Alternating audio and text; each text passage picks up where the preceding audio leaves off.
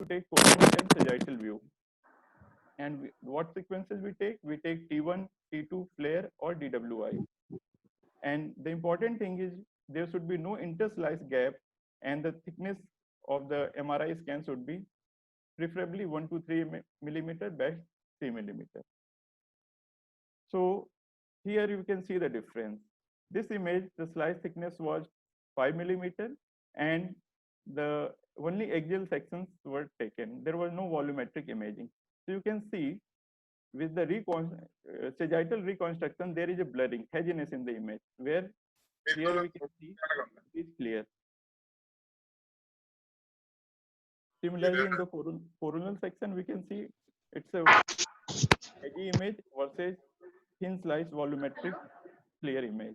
Dr. Pramod, still your voice is very low. Hello. Can Hello. you speak loudly?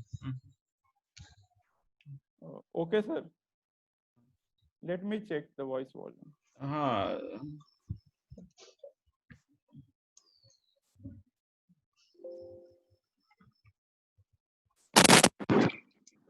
Hello. Now it is clear? Yeah, now it much better. Yeah, please. Okay.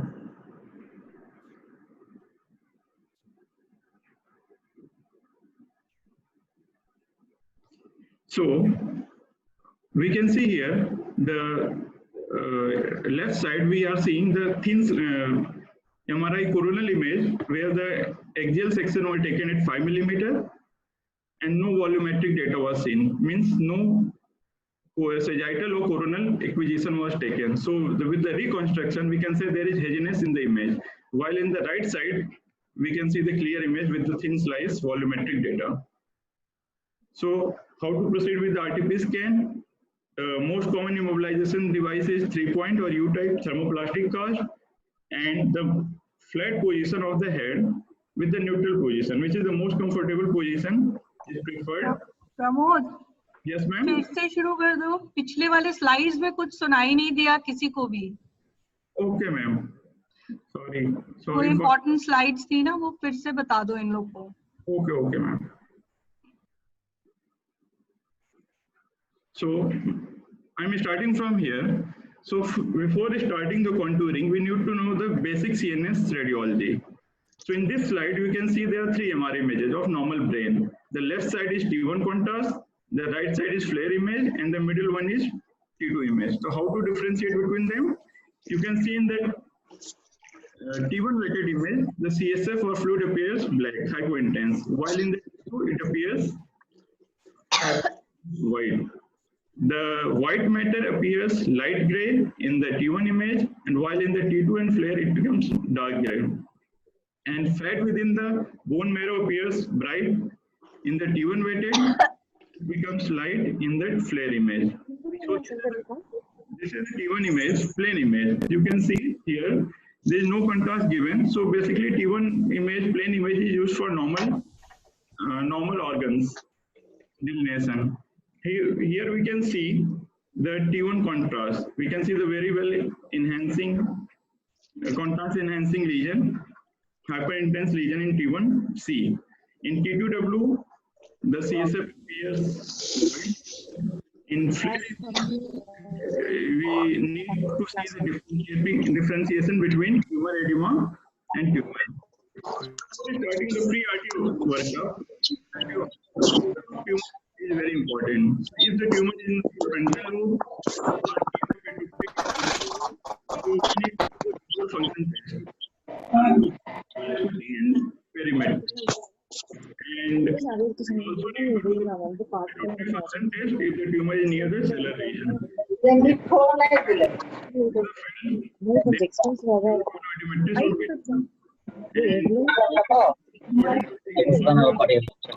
Can't hear anything. Hello. Post-op MRI, which is called planning MRI, it's very accurate target delineation. The 1. We require 1.5 Tesla or 3 Tesla is preferable. And the main important thing is we need to We along with axial, coronal, and sagittal view. In the contrast to plus minus dWi. And we should write to our radiologist friend that there should be no interslice gap and the slice thickness should be 1 to 3 millimeter or maximum 3 millimeter.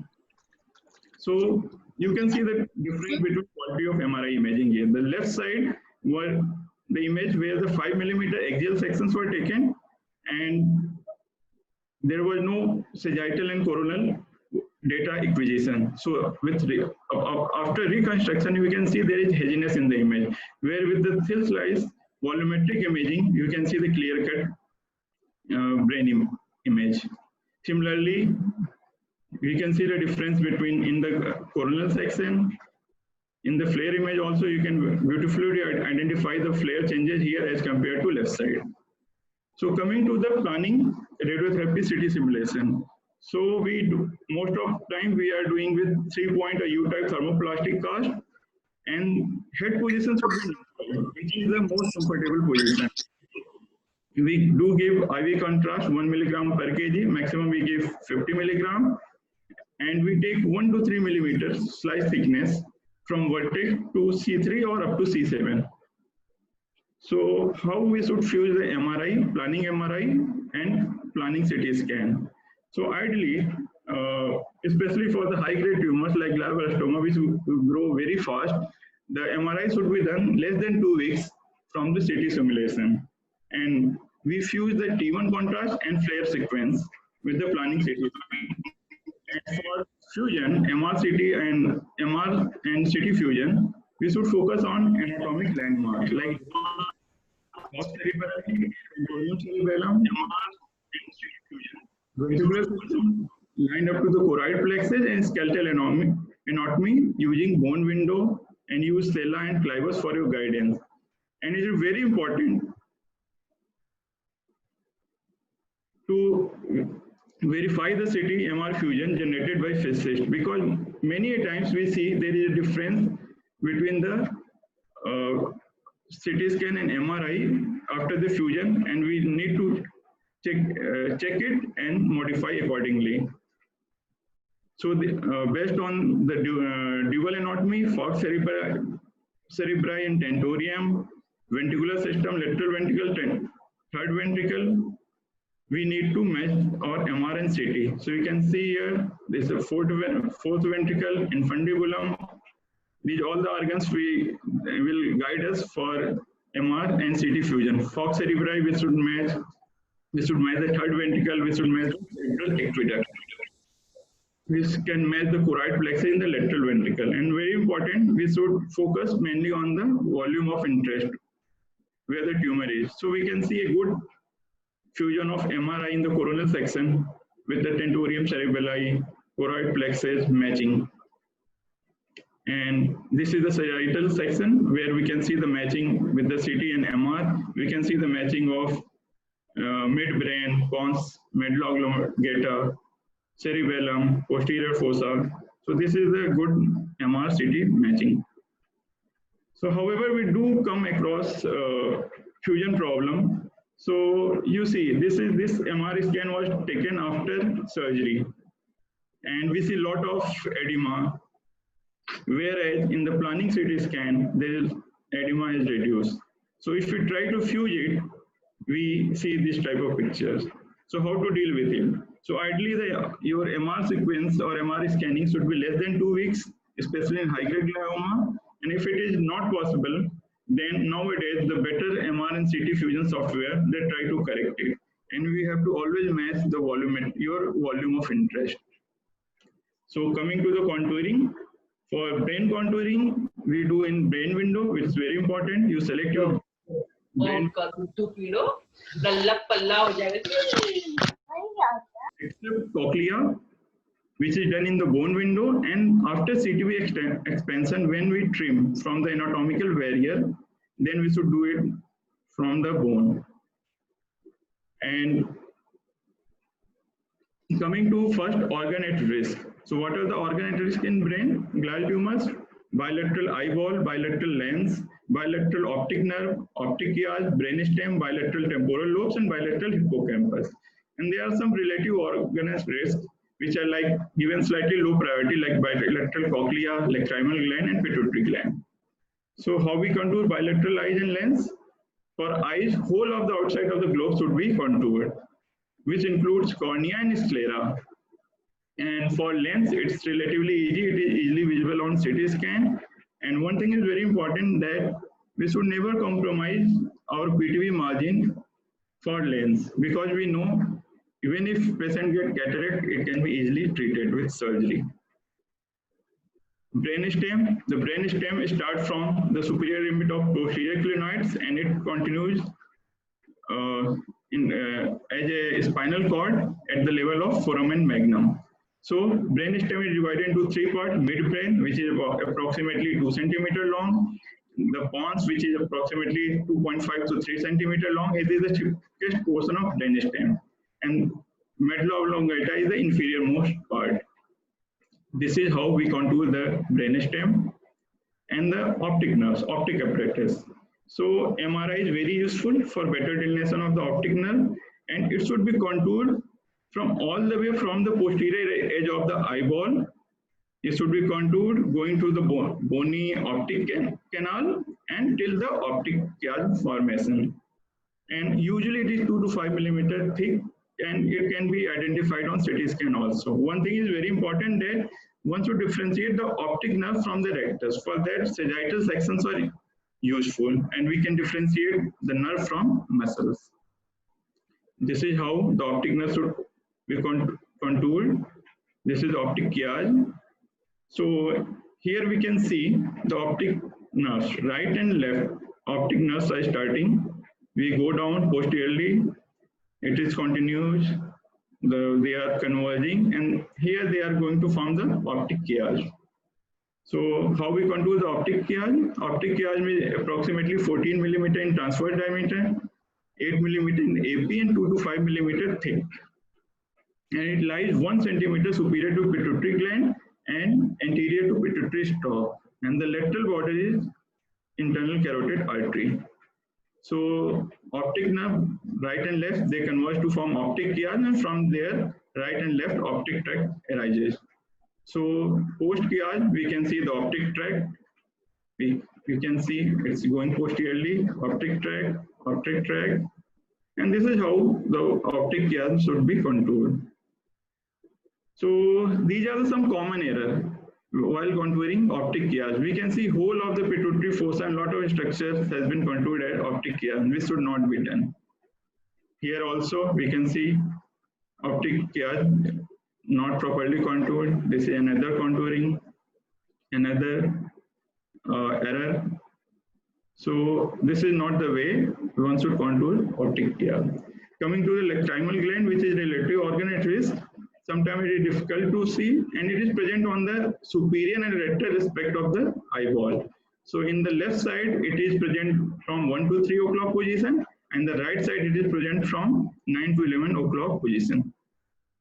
So this is how it looks at CT scan. And cochlea. Cochlea is identified on the CT bone window. It lies just anterior to internal auditory canal. We can see here a small structure. And we should contour the cochlea in 3 slices, including a small rim of bone.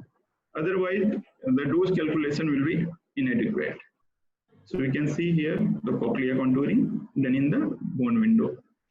So another important structure is temporal lobe, which is very important for neurocognition. So for temporal lobe contouring, the cranial border is the Sylvian fissure, while the medial caudal border is medial cranial fossa. Anteriorly, it is bounded by temporal bone and the greater wing of sphenoid, and posteriorly it is by the petrous part of temporal bone and tentorium cerebelli. The lateral border is formed by the CSF space medial to the temporal bone, and medially, the medial border is in the superior portion, it is midbrain and lateral ventricle, and while in the inferior portion, it is CSF space surrounding the brainstem and tentorium cerebelli. So this is how we should contour the temporal lobe, both sides. So this is the temporal lobe contouring. Coming to the another important structure, hippocampus contouring. So it is given in the RTOG website. It's freely download. It can be freely downloaded, and it requires a dedicated class for that. So I will not go into details of hippocampus sparing and contouring.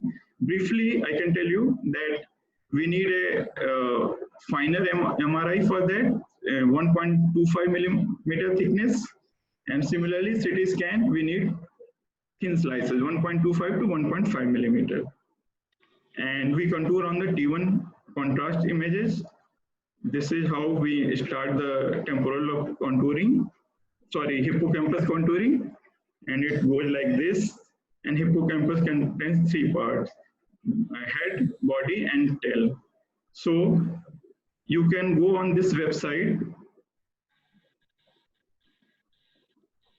RTOG, and we can see this, or if we are interested, we can take a separate class or lecture later on hippocampus contouring. So coming to the target volume delineation. So from 1940 to 1970, over a period of 30 years, we were treating the whole brain radiotherapy. Earlier with the kilovoltage and later on with the megavoltage. And the treatment volume was the whole brain. Later on, with focus on the neurocognition and side effects of radiotherapy, we came to partial volume radiotherapy in 1980. And nowadays we are treating with post-op cavity limited margin, 1.5 to 2 centimeter. Historically, patients were taking radiotherapy followed alone or followed by a cone down boost. However, close proximity to organ at risk and recognition on the impact of high dose radiotherapy on neurocognition was an important issue. See the recurrent. So, autopsy series showed that more than 80% of the recurrences are within 2 centimeter, 2 or 3 centimeter of the surgical cavity. So from there, the concept of focal radiotherapy or partial radiotherapy came. So there are two target delineation guidelines for high-grade glioma tumors. One is European EORTC and second is RTOG guideline. So for European EORTC treatment volume, under trials EORTC 22981, 26071 and 26981. So EORTC treatment volume, this is a single phase treatment in which we give 60 grain 30 resection. And it includes GTV, CTV and PTV. So what is the GTV? GTV is a surgical resection cavity plus any residual enhancing tumor in the image. In CTV, we give 2 centimeter isotropic margin around the GTV plus we trim from the area. And PTV usually is 3 to 5 millimeters. Whereas in RTOG, American protocol, it's a two-phase plan. First phase is 46 grain 23 fraction. So in first phase, the GTV1 includes surgical resection cavity plus any residual enhancing tumor in the T1 contrast image, which is similar to EORTC treatment volume. However, in the American protocol, we also include the GTV surrounding edema in the image. So we also along with the T1 contrast enhancing lesions, we take the edema also in flare. GTV volume is again same. It is GTV plus 2 centimeter margin. And if there is no surrounding edema, then we give 2.5 centimeter isotropic expansion followed by anatomical trimming. And PTV is again 3 to 5 millimeter. In the private college, in the RTOG trial,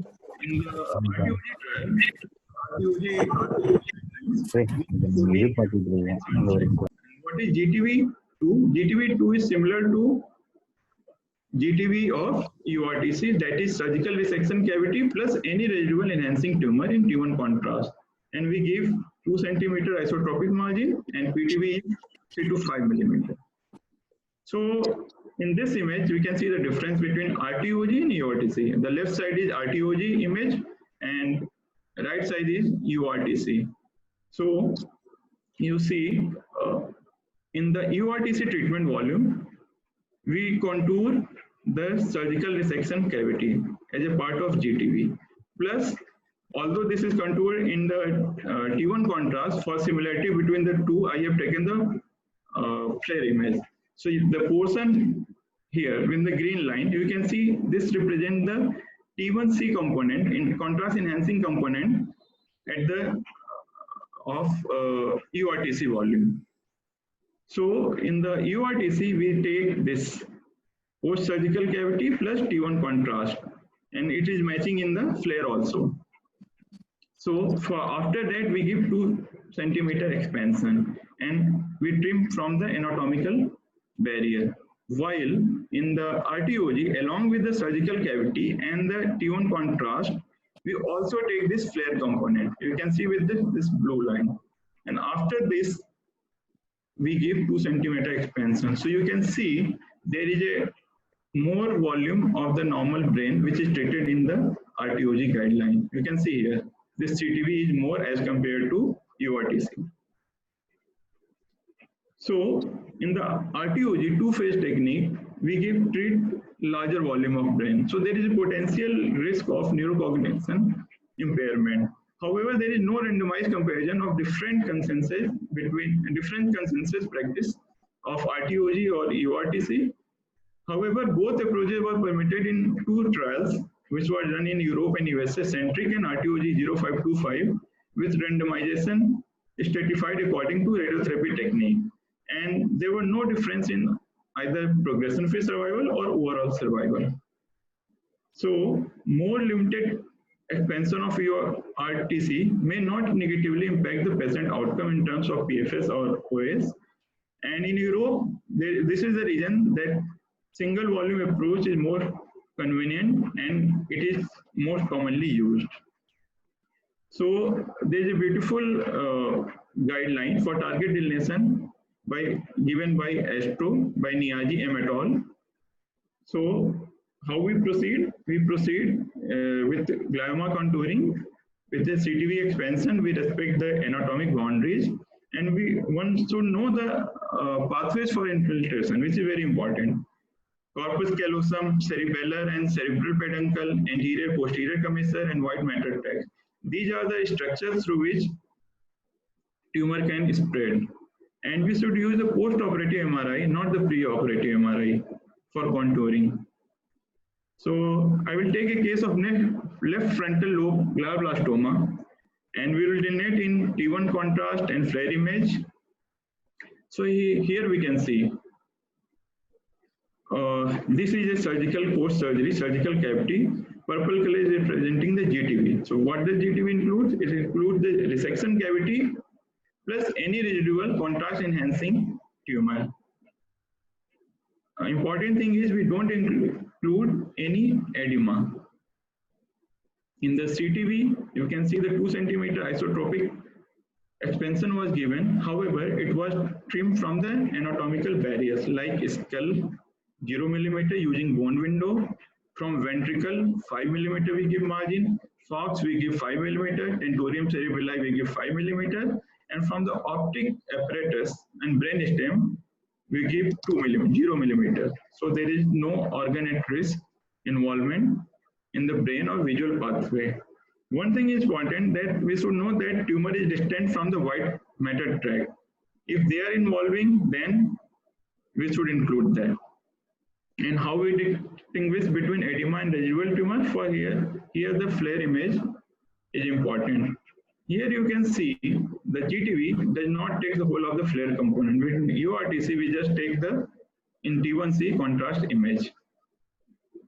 This is the axial section contouring. You can see here in T1 contrast.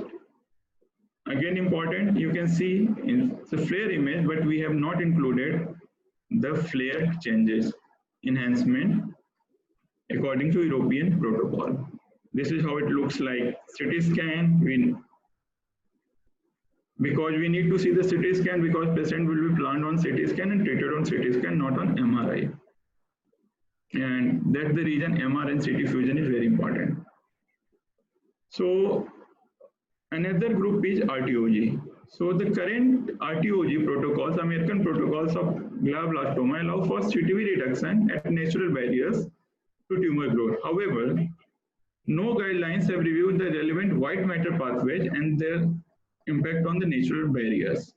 So for that matter, 4 post-operative glioblastoma cases were selected, and the 10 very known academic radiation oncologists were asked to contribute. And the focus was the trimming and the common mistakes made in GBM contouring. So this was a study published last year, and the 10 radiation oncologists included Dr. Tim Flusser and very known Dr. Vinesh Mehta, sir also. So we take a sample case of right temporal glioblastoma. We can see the differences between the 10 radomes in the contouring. This is a 60 gray volume of the CTV. We can see these lines where the difference of opinion, and this is their consensus guideline. Similarly, we can see for 46 gray phase 1 volume. We can see here the difference. The volume is going, supratentorial tumor going into the infratentorial part. Similarly, we can see the differences in contouring in the CT scan. So what are the common mistakes during CTV delineation? The first and foremost is the poor attention to MRI CT fusion. So it's very important that we should first verify the MR CT fusion region, and especially your volume of interest. And another common mistake is where we are overemphasizing on axial section, and we simultaneously don't contour on coronal or sagittal reconstruction. So it's very important, along with the axial, we also see coronal and sagittal sections while contouring. So one of the common mistake is failure to trim the infratentorial part of the CTV expansion of the supratentorial from temporal or occipital tumor. So you can see here, the green line is the CTV expansion. The tumor was in the supratentorial, however, with the 2 centimeter expansion, it is going into the infratentorium. So ideally, it should be trimmed from the infratentorial part. Another common mistake is failure to trim the contralateral hemisphere CTV expansion. So here we can see the green is CTV expansion. We should trim the contralateral CTV expansion, giving respect to the area that the interhemispheric falls represent to tumor spread. However, we should not over-aggressive trim the brainstem, because while the ambient cistern separates the midbrain lateral from the temporal lobe, tumors of flare or flare signal that involve the thalamus have potential for inferior spread down the cerebral peduncle into the midbrain. So here we can see this over trimming. The blue line is the over trimming. It should not be done. It should include the part of the brainstem by the orange line. So another important thing is lack of awareness of anterior and posterior commissures white fiber tracts and interthalamic adhesions. So we can see in this image, functional imaging, these tracts are going from right to left side. So if we don't include that or consider, we can miss the tumor. So they have, in this study, they have demonstrated that if we correct our OAR's volume and tumor volumes, there can be mean reduction of 66.8 cc. That is approximately 14% of the target volume, when we give respect to anatomic barriers like tentorium cerebelli and lateral ventricles. So this is important. We can reduce the normal brain dose by 14%, and the volume is also reduced by 14%. And these errors are in part due to over-reliance on axial slices alone. So we should always contour on axial along with coronal and sagittal. So coming to the PTV margin, it should be institute specific depending on our data. So most of the centers are giving 3 to 5 millimeter margin. We give 60 grain 30 fraction with concurrent daily oral temozolomide followed by 6 cycles of adjuvant temozolomide according to Roger Stu protocol. And in elderly patients with the poor KPS, hypofractionation dosage like 40 grain 15 fraction or 34 grain 10 fraction has been tried. The OAS dose constraint has been given in Quantec. Mostly it's 54 grain optic charge brainstem, and 3D CRT remains the standard of care. And especially for the spherical frontal or parietal tumors, 3D CRT is sufficient. And for temporal insular tumors, IMRT or VMAT may provide superior solution, where the lesion is in close proximity to brainstem or orbit.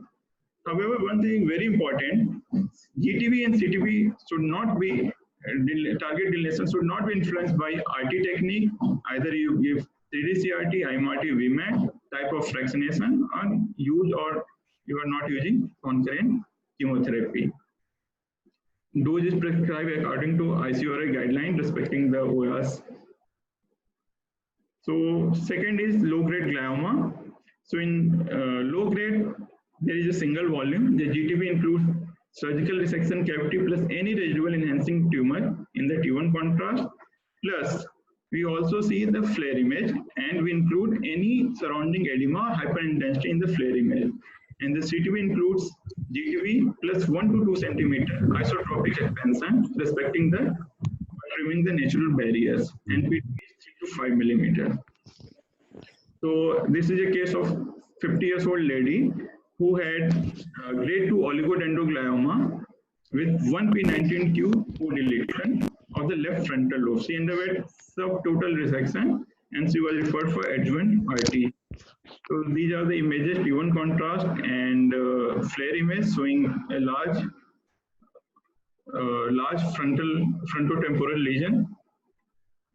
This is the image, T1 contrast and CT scan, planning CT scan after surgery. We can see the GTV includes surgical cavity plus T1 contrast image plus this is a flare image. We should include, along with the T1 contrast enhancement, we should include any flare changes. Plus CTV expansion is 1 to 2 centimeter and respecting the normal barriers like ventricles. And the fractionation, we give 3 to 5 millimeter PTV margin, and the fractionation is usually, dose fractionation is 54 grain 30 fraction at the rate 1.8 gray per fraction. OAS dose is given according to Quantec, and 3D CRT is sufficient most of the time, and we can do IMRT also, and plan evaluation is done. So at the end, I would like to thank Professor Vinay Gandhi from Chicago, USA, Professor Vandenborn, Professor Salin Kumar sir, my teacher, Professor Manish Mehta sir, and Astro, URTC, Astro, and RTOG for providing the educational material. I thank you all for your kind attention.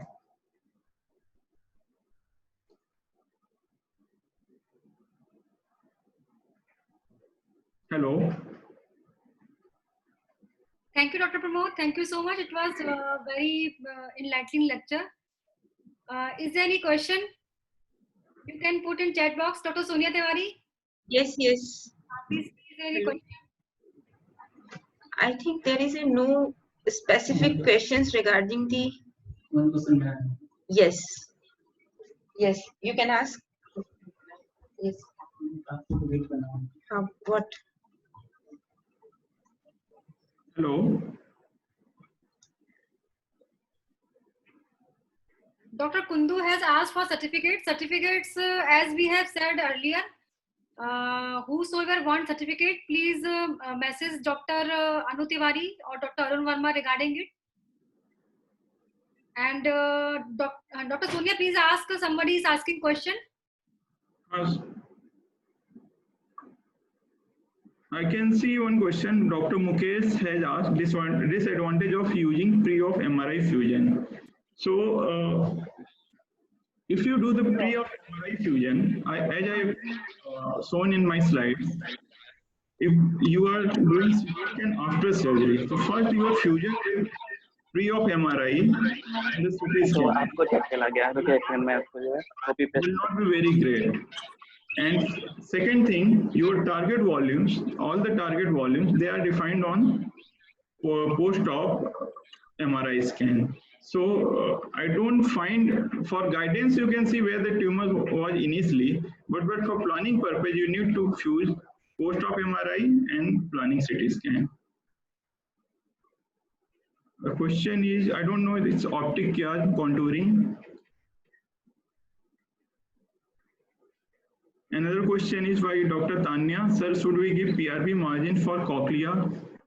Usually in our practice we don't give, but I don't think if you are able to give PRP margin and save it, you can give it. Dr. Pramod, Yes. Another? Yeah. one question from my side. Do you draw white matter and मैं directly पूछ लेता हूँ. Hello, ma'am. do you draw white matter and give consent to that white matter? No, ma'am, we are not doing. In fact, these are done in clinical trials only, because for that you need spectrography, and till now we are not doing.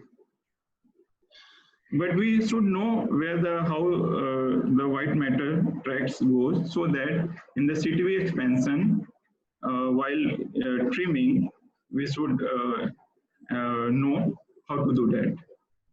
And one more question, you have advised to give 5 mm margin along falx cerebri, but don't you think glioblastoma doesn't respect these barriers? Actually, that slide was shown by RTOG NRG consensus guideline. Yeah. So, hello. Yes. Yeah, so that was by RTOG consensus guidelines. So they have taken 10 red oncs across the USA and they have contoured that. So in that paper by Brusser T et al, they have said that you should trim this normal barrier. However, if you feel that near the corpus callosum, where the white matter tract crosses each from left to right side, and near the association fibers, one should be very careful. Very knowledgeable about white matter tracts, then it's better to be over contouring than trimming that, because we know the tumor recurrence is the worst complication, especially in glioblastoma, where we know the median survival is 14 months. Okay, one question from the, hello? Yes, ma'am. One question from the side of Dr. Nabil. If the tumor is just abutting the brain stem, then what is the constraint of the brain stem? Dose constraint. So for low-grade glioma, it's 54 gray, so there is no problem. Issues arises, it's a good question. And this we see when the tumor is, especially in glioblastoma or high-grade tumors, when tumor is near the brainstem and it is involving brainstem, then it's a trade-off. We need to include the brainstem and we need to consult the patient, and we should know that if we are giving 59.4 or 60 gray, then there is a risk of 3 to 7% of neurotoxicity. And so if it's a glioblastoma, then we understand that there is a toxicity of risk of 3 to 7%. Another option is what some people do, they give 54 gray and then trim their CTV or PTV, and they give boost to 5.4 gray. So these are the two approaches we can do for that.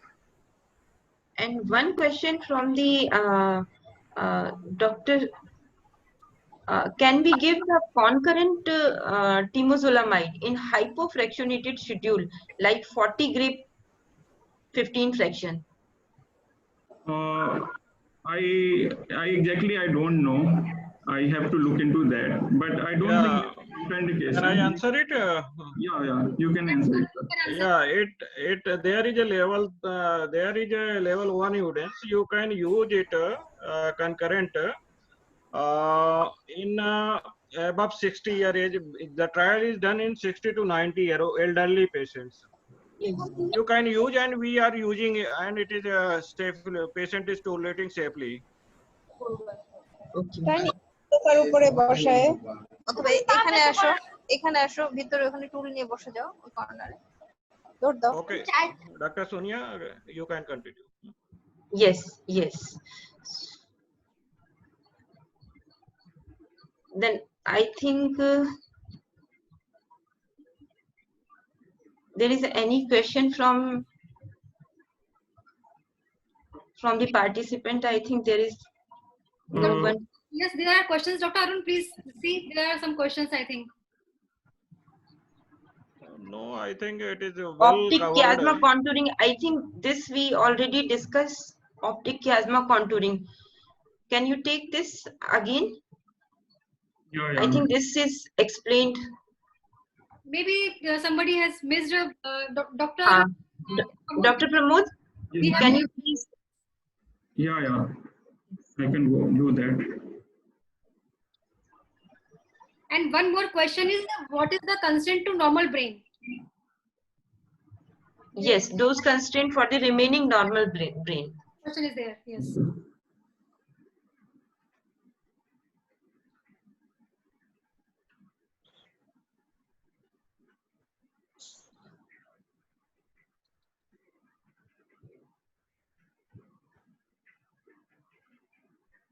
Sorry.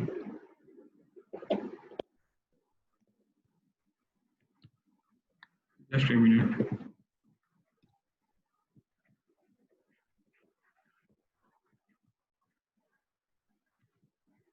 I'm trying to open my slides.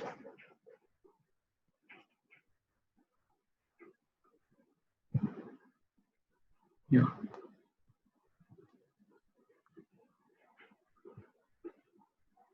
So, question was for optic chiasm contouring and optic apparatus. So for that we need MRI. MRI is better than CT scanner, although we can see on CT scan also. So the optic nerve should be contoured from the starting from the posterior edge of the eyeball, and it goes posteriorly through the bony and optic canal, and it ends at the optic chiasm. And one thing is,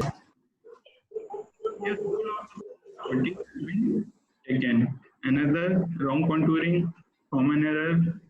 You can see we are including other things also apart from optic nerve. And again, a common error. So this is how we should not contour the optic chiasm. Okay. Then another question. Yeah. Yes. Another question. Yeah, you can ask. You can ask, ma'am. Hello.